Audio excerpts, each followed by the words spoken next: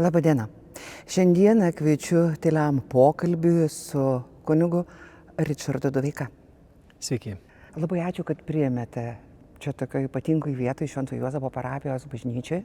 Aš norėčiau šiandieną jūs pakalbinti apie vienatvę. Galbūt mūsų pokalbio besiklausantis vieniši žmonės ras kažkokią mintį, kuri jų nuves teisingų kelių, kuris juos išves į draugystę, į meilę, kurios jie šiandieną gal ir neturi.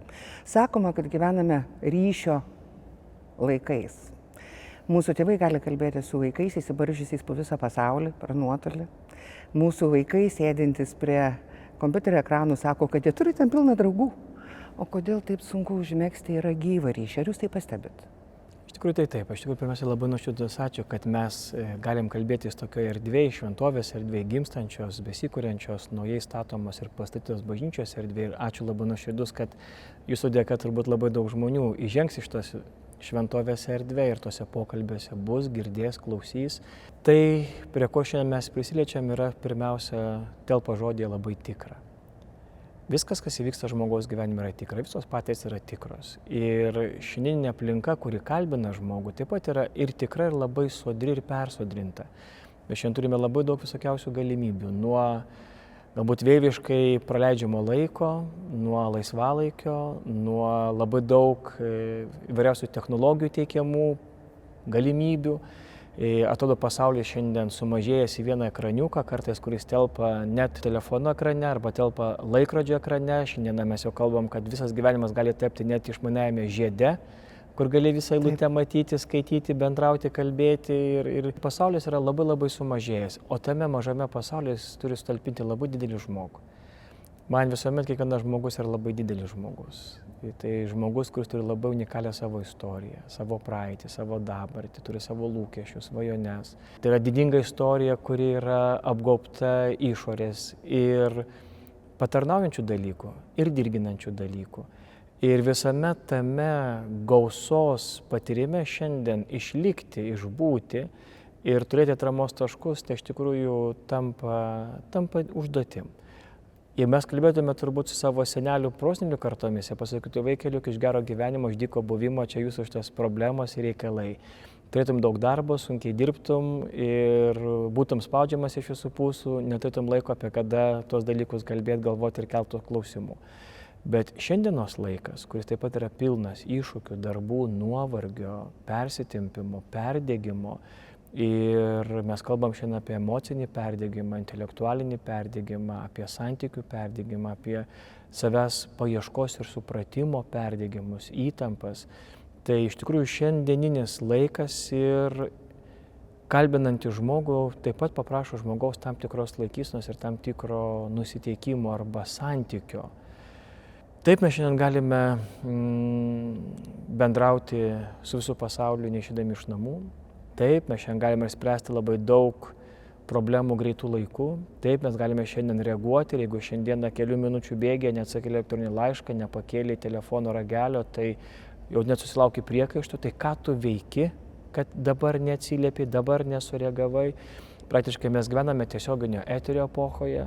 Mes stebime tiesioginėme eteryje viso pasaulio karščiausius įvykius, mes galime įsijungti televizijos tiesiogiai transliuojamos ne tik džiaugsmus, bet ir rūpesčius, sukrėtimus. Aiškiai, įvykęs įvykis jis gali minutės akimirksniu jau būti tiesioginis vaizdas, žmogus yra įtraukiamas į tiesiogiai dabar vykstantį veiksmą. Bet kokiam pasaulio krašte, bet kokiuose reikaluose, ar tai būtų pozityvūs ar negatyvūs dalykai. Bet tai, ką ir popiežius ir Leonas labai dažnai primena, ir ta, kad šita šventovės erdvė įėjusiam žmogui kelia didelį klausimą. Šiandienos tokių galimybių pasaulyje, technikos pasaulyje, santykių, sakykime, gausos pasaulyje, iškyla prasmės klausimas. Esame pripildyti daiktų, esame pripildyti triukšmo. Net šiandien architektai kalba apie šviesos taršą. Labai man buvo keista mąstyti ir kalbėti apie tokį terminą kaip šviesa teršia. Kas tai yra?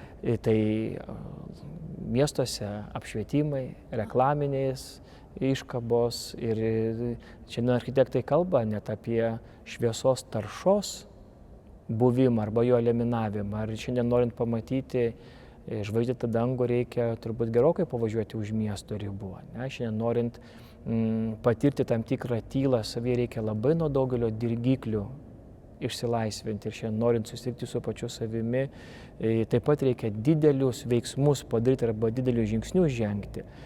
Bet būtent tas prasmės turinys, kuris natūraliai egzistuoja kiekviename iš mūsų, nes žmogus yra prasmė. Žmogus gyvena prasmėje. Žmogaus kiekvienas veiksmas yra turintis savyje prasmę. Žmogaus likimas, mūsų santykiai taip pat yra paženklinti prasmės. Ir kai tenka šiandien laviruoti tarp patenkinto poreikio ir prasmės paieškos, mes turbūt tada ir susitinkame su žmogujame esančiu tam tokiu įskilimu arba savotišku pasimetimu. Ką pasirinkti?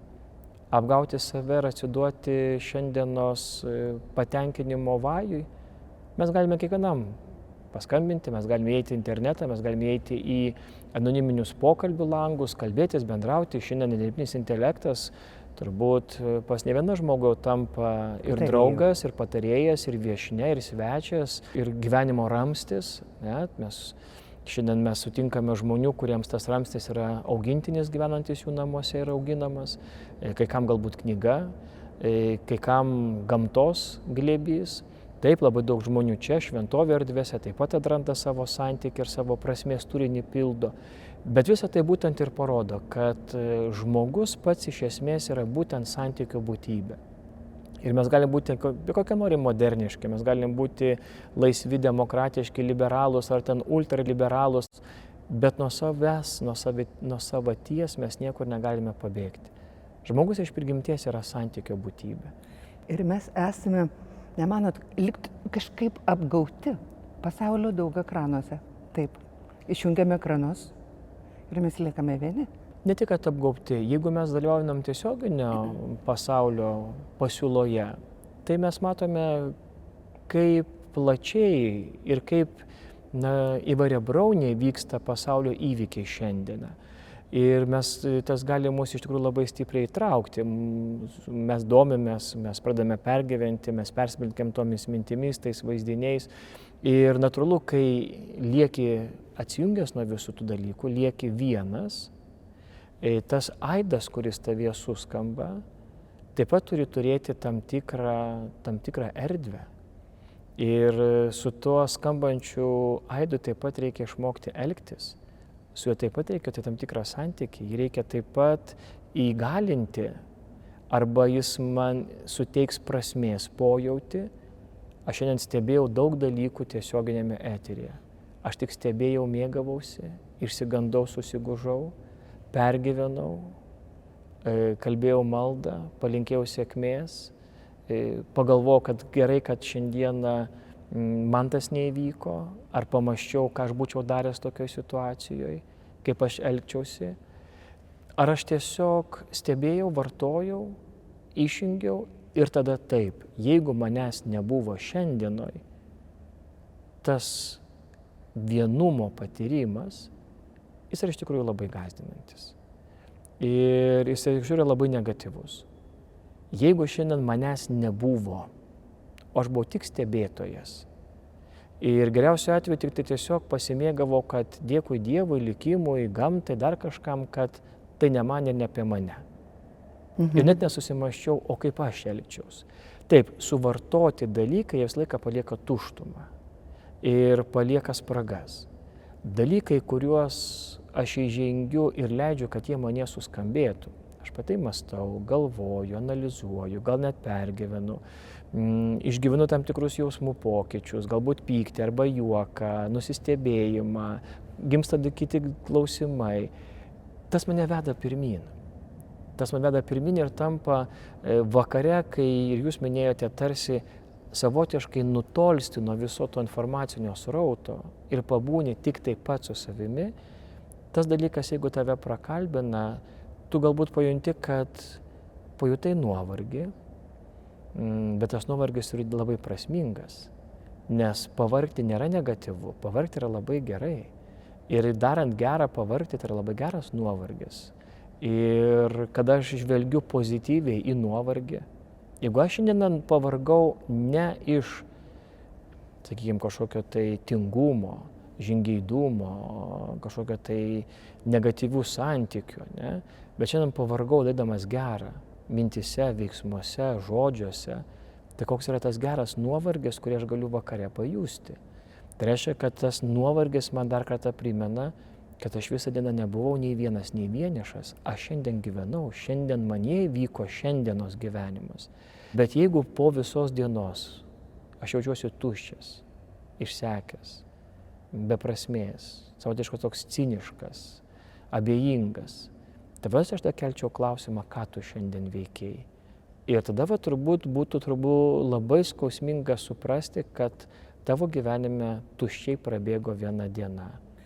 Ar daug yra žmonių, kurių gyvenimuose yra mažai gyvenimo? Mes galime sutikti tokių žmonių. Ir tai ne visą laiką yra tam tikro gyvenimo aukos, tai yra tam tikrų pasiūlų, tam tikro galbūt formuojamo mąstymo, poreikių, keliamų lūkesčių arba aukštų kartelių, negebantis įsiteikti žmonės. Tai aš manau, kad žmogus, kuris mėgdžioja kito žmogaus gyvenimą, žmogus, kuris bando gyventi kaip kiti, kaip pas visus, ir nieko autentiško, nieko asmeninio, nieko tikro, unikalaus, tai tuose žmonėse turbūt labai dažnai suskamba gyvenime negyvenimas. Ir turbūt ta tuštuma labai stipriai juos paliečia. Aš neįsivaizduoju, kaip galima bandyti įsiteikti tam tikrom mandom ir tendencijom ir save nuskriauti. Tai kiek žmonių paima paskolas tam, kad galėtų suorganizuoti šventes. Bet tos šventės kaip pas visus. Nieko nėra prasčiau. Kaip įmanoma paimti paskolas, supirkti dovanas vien dėl to, kad šiandien aš galėčiau savo leisti. Aš tiesiog šiandien savo tai leidau. Nesvarbu, kad rytojaus ekonominis nestabilumas, kurį pats šiandieną sukūriau, labai nesmagiai, ne tik, kad prisilies prie manęs, jisai smogs man, užguls mane, prislėgs mane, bet šiandien aš galiu savo tai leisti. Aišku, žmonės turbūt per tokius dalykus taip pat sprendžia savo tuštumos problemą. Kodėl žmoguje susiformuoja tuštuma? Mes kalbam šiandien apie vienišumą, apie vienatvę. Man tai yra du skirtingi terminai. Pabūti vienam yra labai sveika. Taip. Pabūti vienam yra būtina, pabūti vienam yra daugiau negu reikalinga, vienam. Ne? Tam, kad tu susitiktum su savim, savo mintimis, save bandytum suprasti, analizuoti, mąstyti, svarstyti. Ne? Visi vienumą patyrėme. Ir jeigu esam bažnyčioje, kalbam religinėje erdvėje, tai Marija taip pat viską svarstė savo širdyje. Kristus kiek kartų atsitraukdavo nuo mokinių, nuo žmonių minių, išeidavo į vienumą. Ne? Meldėsi, kalbėjosi, mąstė, tylėjo, pasninkavo, buvo gundomas. Ne? Šventieji tą patą daro, dvasinio gyvenimo žmonės laiką pasako, kad reikia atsitraukti į vienumą, į tylumą. Mes krikščionys turime susikaupimo dienas, turime rekolekcijas, mums kunigams taip pat net privaloma metuose tam tikrą dienų skaičių atsitraukti nuo visko ir pabūti vieniems. Ne? Pats Kristus sakė mokiniams, irkitės į kitą krantą, pailsėkite, eikite į negyvenamą salą, atsigaukite.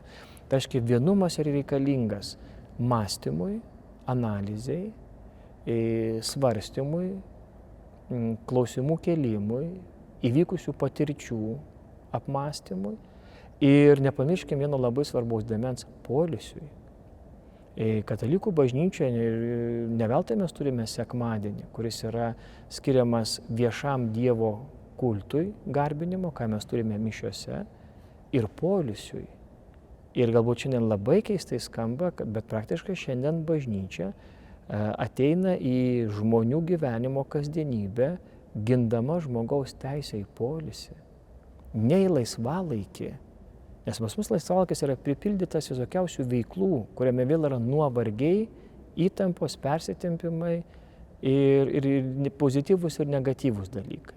Bet į poilsį, reiškia, bažnyčia šiandien kalba, ar šiandieninis skubos žmogus dar turi dovaną ir galę nieko neveikti.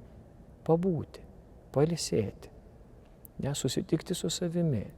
Ir daugelis, žinokit, žmonių tai gąsdina, nes susitikti su savimi, jie neturi ką pasišnekėti su savimi. Jie bijo kartais susitikti su savimi, nes jie kažką tai bando savo veiklą užgožti, nustelbti, nustumti, neprisiliesti, neapmastyti, Ir jie galvoja, kad tokiu būdu išvengs. O tas viskas kaupiasi ir tada smogia labai stiprus smūgis. Vienišumo smūgis. Ir prasmės nebuvimo smūgis. Tada mes čia matome žmogaus elgseną. Ir tai kalbu apie žmogų, kuris nėra galbūt kokios labai garbingo amžiaus. Tokiais dalykais susiduria mūsų jaunimas, mūsų paaugliai. Aiškiai, kiekviena karta susiduria su tais pačiais dalykais. Tada kas atsiranda? Surogatai. Ne? Iškreiptas gyvenimas, kreivų veidrodžių karalystėje, savęs apgaudinėjimai. Tada atsiranda kažkokie tai poreikiai save nuraminti, tada atsiranda alkoholis, vaistai, narkotikai, moralinės įskilos ir visi kiti dalykai. Ir tada žmogus įtasi nuo kalno, nes jis bando save kompensuoti. Ne tik, kad kompensuoti, bet jis bando tokiu būdu priminti, kad gelbėkit mane, su manim kažkas yra negerai. O visuomenė ateina, dar uždeda letiną ant viršaus. Tu blogas, tu negeras, tu beviltiškas, tu prasigėręs, tu narkomanas, tu padarė avariją, tu kažkur kažką nuskridai, esi eliminuojamas, ne taip ilgesnės, taip mastai, ten cancel antikultūra iš karto įsiveikia. Visas mechanizmas vėl tave dar kartą į tą mėsmalę įmeta ir dar kartą sumala taip jau sumaltą gyvenimą. Ir kažko jie lieka. Iš jo tai lieka vienintelis dalykas, kad jeigu žmogus nesikreipia pagalbos, mes jau perskaitom to žmogaus išėjimo iš šito gyvenimo istorinę datą. Tai yra labai baisu, kiek jaunų žmonių šiandieną turi psichologinių problemų. Man labiausiai skaudu visą tai yra perskaityti apie išėjusį jauną žmogų. Pradedi galvoti, ko mes nepadarėm, visuomenė, bendruomenė, šeimos nariai. Ko nepadarėm, kad tas žmogus jautėsi toks vienišas, toks nesuprastas. O galbūt mes per daug padarėme, bet padarėme tarp kabučių.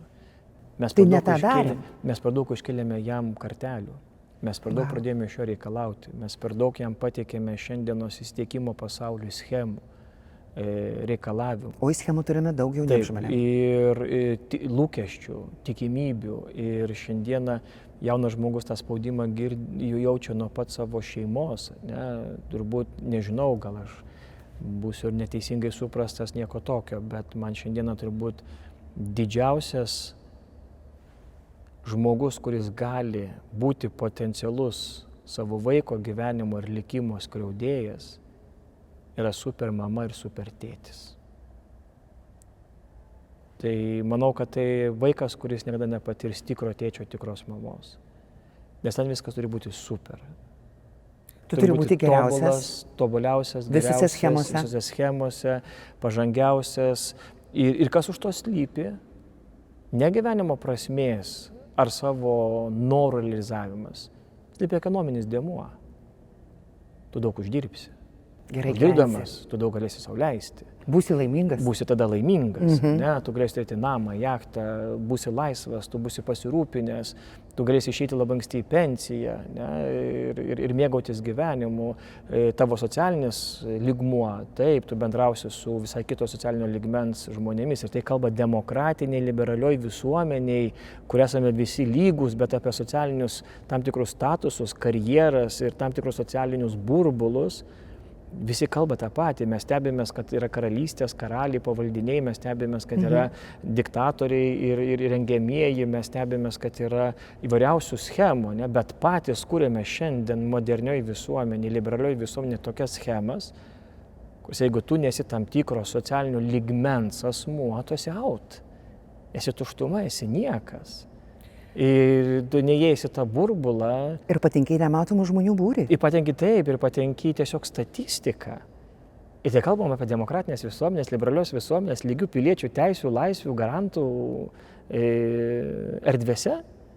Kai tu tampi nebematomas, nebereikalingas ir dar su tam tikrais prieskoniais, priedais, įvardinimais ir tam tikrom sudėtom stalčiukas, kur tave sudeda ta pati už tą pačias teisės įvairovę ir skirtingumų vienybę, tai postringanti visuomenės dalis.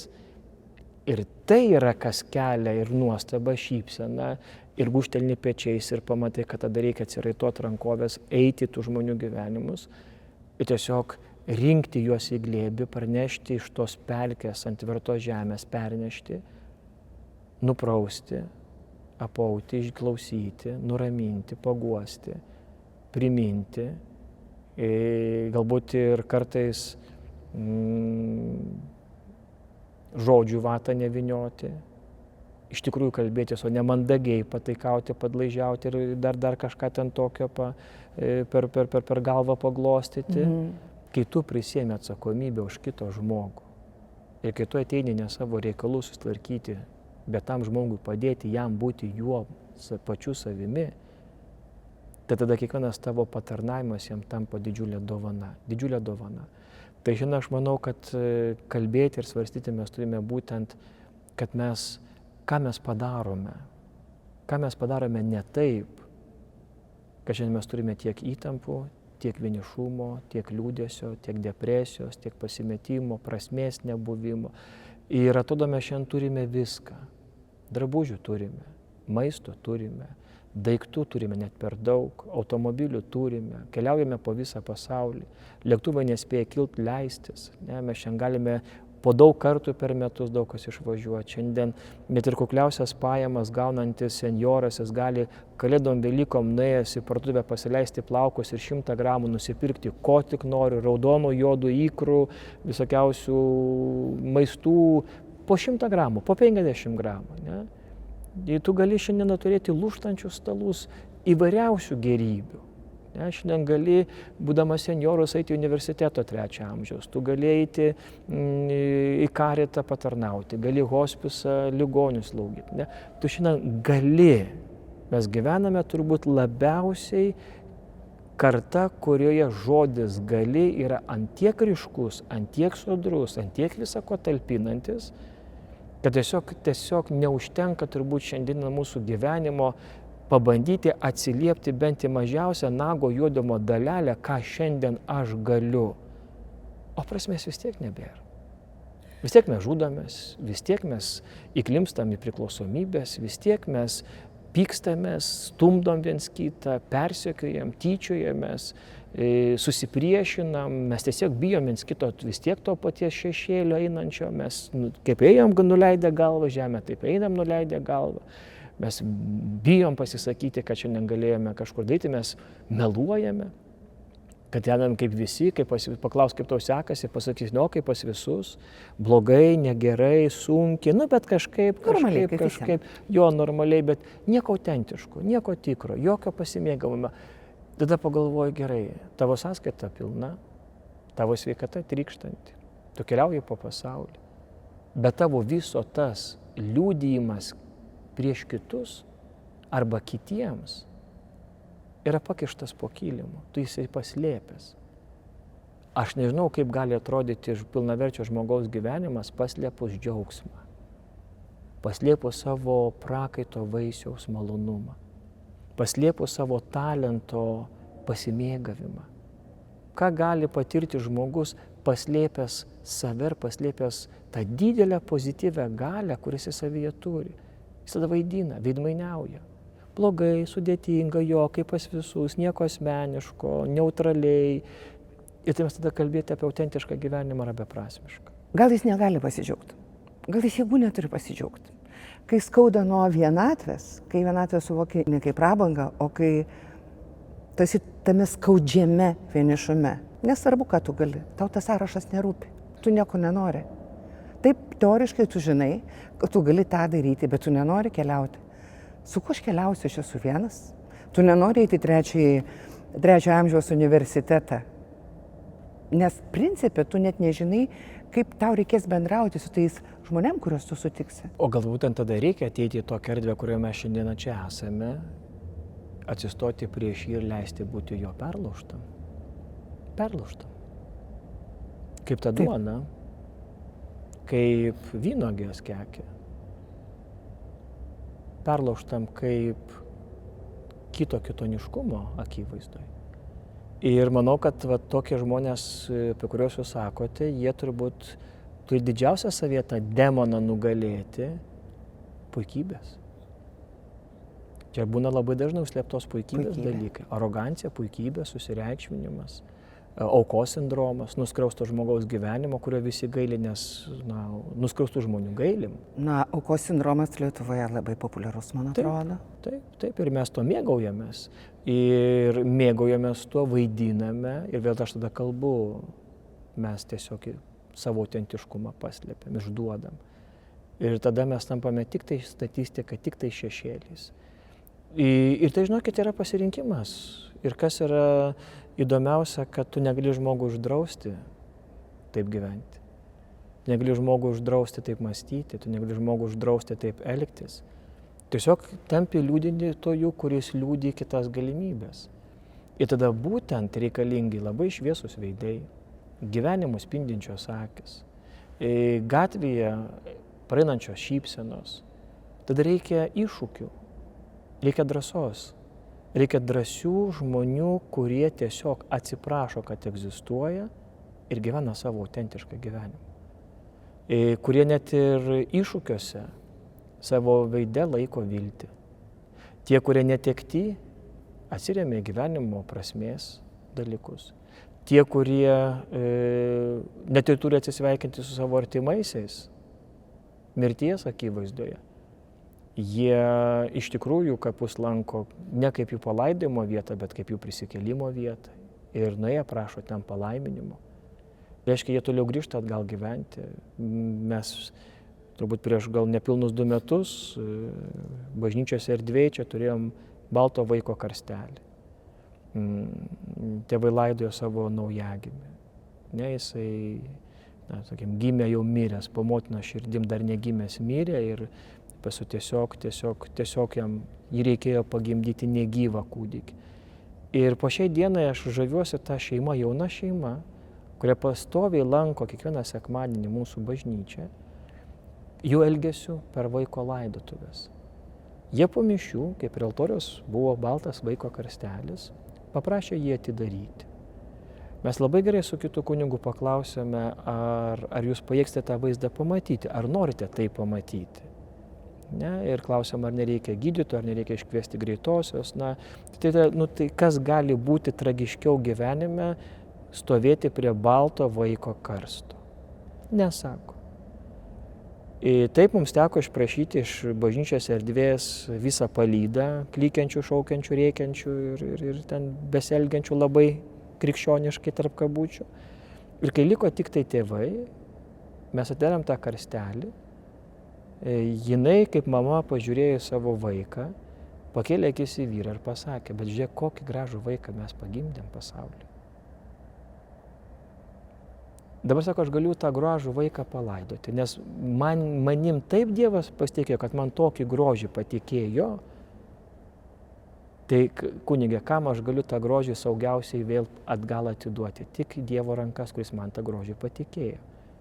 Ir tas pokalbis tarp vyro ir žmonos prie atidaryto vaiko karstelio, kokį grožį mes pagimdėm pasauliui, įvyko paskui to vaikelio laidotuvės. Po kelių dienų buvo sekmadienis, ta šeima buvo bažnyčioje ir pastoviai sekmadienis lanko bažnyčią. Reiškia, nuo žmogaus vidinės brandos, erudicijos, supratimo, autentiško gyvenimo, puoselėjimo santykio, mąstymo vaisius. Ir aš tikrai net nebejoju, kad ir kartu jie išstaugia naktis bemiegės, ir po vieną turbūt išsistaugia kaip reikiant. Galbūt net ir kėlė klausimus, gal kas iš mūsų kaltas, kad tokia tragedija įvyko. Ir turbūt labai daug savo priekaištų turėjo pasakyti arba net pasakė. Bet visą tai niekas jų neįkalino, nesudaužė, nesužlugdė, nes jie atsirėmė. Atsirėmė į tokią viltį, kuri pranoksta istoriją. Ir viltį, kuri yra pagrįsta. Tai buvo tikinčių žmonių viltis, jinai buvo pagrįsta Jėzaus įvykiu, nukryžiavimu, mirtimi ir prisikėlimu iš numirusių. Ir jie patikėjo, kad jų viltis yra pagrįsta, kad jų kūdikis yra gyvas, kad jie turi savo šeimos šventai. Tai turint tokią dovaną, turint tokį gyvenimą, koks atsakymas yra? Prakeikti likimą, uždaryti, trenkti bažnyčios duris, išsižadėti Dievo, nustoti melstis, pasiversti auka, išsiskirti, kerštauti, vartoti gyvenimą. Jie turi visas šitas galimybės. Kaip daugelis žmonių tokioj situacijoje taip ir pasielgia. Trenkia bažnyčios durim, nutraukia santykius su Dievu, nustoja melstis, tampa agresyvus, šiurkštus, grubiai elgiasi gyvenime, pavirsta aukomis, nusivalkia, prasigeria, savo gyvenimus praranda. Prašau, milijonų istorijų. Bet šita šeima neturėjo drąsos atsiremti į pagristą viltį. Ne į pigius lūkesčius, bet į pagristą viltį. Nes jie viltie pamatė veidą ir išgirdo vardą. Ir jie patikėjo viltimi, kad tai buvo jiems Kristus. Kitoje tylių pokalbių dalyje. Kaip kunigas keliu savo klausimą, kodėl žmonės šiandieną skundžiasi vienatve? Ar tikintis žmogus gali savo pasakyti, kad yra vienišas, kai turi angelą sargą? Popiežius Leonas. Šiandieną turime pakrikštytų ateistų visuomenę. Bažnyčia tampa erdve, kur kalbama ne apie Dievą, o kaip žmogus gali atrasti save.